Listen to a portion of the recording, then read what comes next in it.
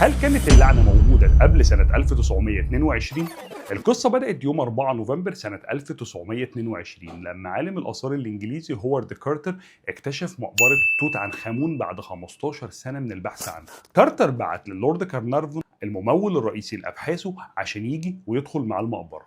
الاكتشاف كان خرافي، والمقبرة كانت كاملة ومليانة كنوز وتماثيل وذهب وكرسي ملكي وطبعا تابوت الموميا نفسها. أسابيع عدت على الاكتشاف ده والأخبار قلبت الدنيا. كارنارفون مات بسبب جرح بسيط جدا اتلوث وعمل له تسمم في الدم، والصحافة وقتها نشرت الخبر بعنوان لعنة الفراعنة تقتل أول ضحاياها. وبعدها سلسلة وفيات بدأت تحصل والصحافة بتنسبها للعنة. السكرتير الشخصي للورد مات فجأة، ووالده قال انه انتحر بعد ما اشباح المقبرة فضلت تطارده. وعالم آثار تاني كان موجود في البعثة مات برضه فجأة بعد ما كتب لقد استسلمت للعنة. واكتر من 20 حالة وفاة من اعضاء البعثة الصحافة نسبتهم كلهم للعنة. بس الغريب بقى ان هوارد نفسه مات سنة 1939، يعني بعد اكتشافه ب 17 سنة. بعدها الاعلام بدأ يربط حوادث تانية باللعنة، وكان اشهرها الموميا المنحوسة في لندن. تابوت فرعوني اتسرق واتهرب للمتحف البريطاني، وبعدها ظهرت اشاعات ان اي حد بيلمسه بيتعرض لمصيبه، لدرجه ان هم قالوا ان التابوت ده اتهرب في سفينه تايتانيك والسبب الاساسي لغرقها هو لعنه الفراعنه.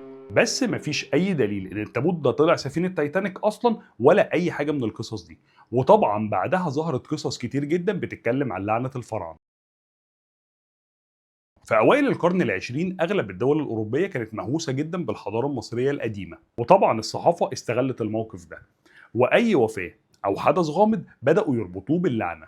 وجرايد كتير زي نيويورك تايمز بدأت تكتب قصص عن أشباح الفراعنة والتحذيرات اللي مكتوبة على جدران المقابر. واللي كمل أكتر على القصة لما السينما دخلت في الموضوع، وسنة 1932 عملوا فيلم ذا مامي اللي بيحكي عن الموميا اللي بتقوم وبتنتقم، وبعدها أكتر من فيلم قدم الموميا في نفس الدور، وده اللي خلى الأسطورة بقت ترند في الوقت ده.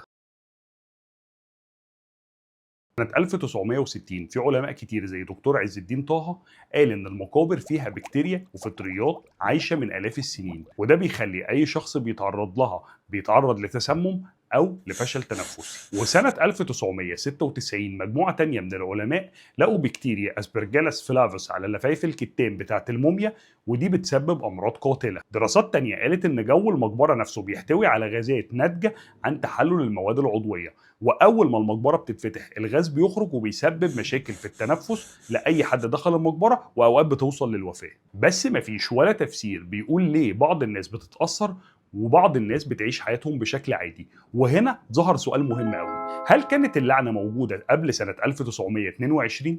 في عصر محمد علي في اوروبيين كتير جدا فتحوا مقابر ونقلوا مومياوات لانجلترا وايطاليا زي جيوفاني بلزوني، والرحاله الالماني ريتشارد لابسوس دخل مقابر كتير جدا ونقل قطع اثريه لالمانيا. وقبلهم بقرون في العصر الفاطمي والعصر الايوبي المقابر كانت بتتفتح للنهب، والدراويش كانوا بيستخدموا لفايف الكتان عشان يعملوا منها تعويذات. ورغم كل ده مفيش اي دليل عن حالات وفاة جماعية او لعنة زي اللي حصلت سنة 1922، وده بيوضح ان الاسطورة ظهرت بقوة جدا مع الاعلام الغربي اكتر من كونها ظاهرة مصرية قديمة. فكرة لعنة الفراعنة فضلت عايشة مش بسبب العلم، لكن بسبب خوف الانسان من المجهول.